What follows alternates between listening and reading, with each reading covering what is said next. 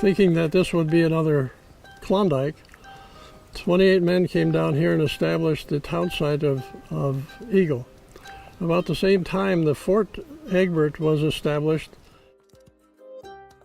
When the military came in here in 1899 to establish Fort Egbert, they sent a crew of men in here and a sawmill to cut lumber and build the fort buildings. A number of them were built and occupied by 1900.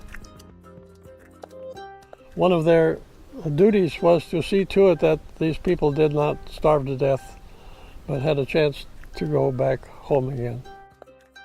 And then this was a depot for storing the equipment for the establishment of the telegraph wire and the insulators and all the food and supplies.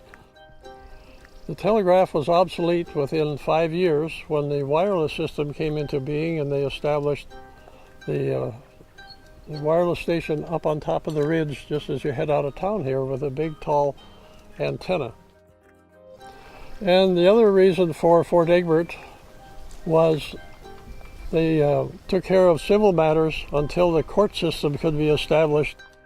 And Judge Wickersham came here in 1900, and the courthouse was built and occupied in 1901.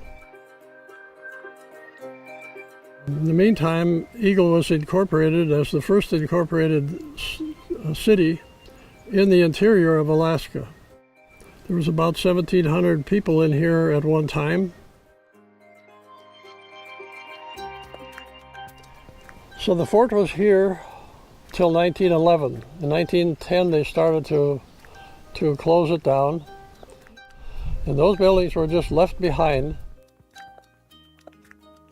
So the 5 buildings that are here on Fort Egbert are now occupied with displays of pictures and equipment and descriptions of what you're looking at.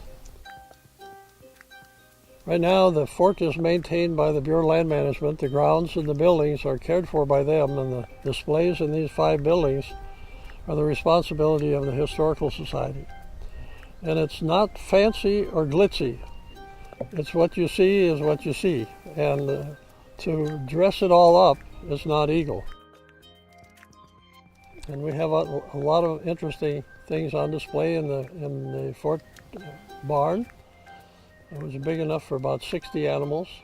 And the quartermaster building has pictures of early Fort Egbert. And we give tours in the summertime at 9 o'clock in the morning. So this is the actual courthouse. During that, and then this kind of goes for a little while. And most people don't get to Eagle by accident. We're at the end of the road, and the road is not a speedy highway. Beautiful trip. I tell people, enjoy it because it has a lot of character. And if you try to hurry, you're going to miss the beauty of it all. A lot of interesting things why Eagle has remained. The beauty of the river, the Yukon River, and the mountains across the river. Most of the peaks are in Canada. We're that close to the border. Eagle Bluff right here at the bend of the river. It's just a beautiful spot.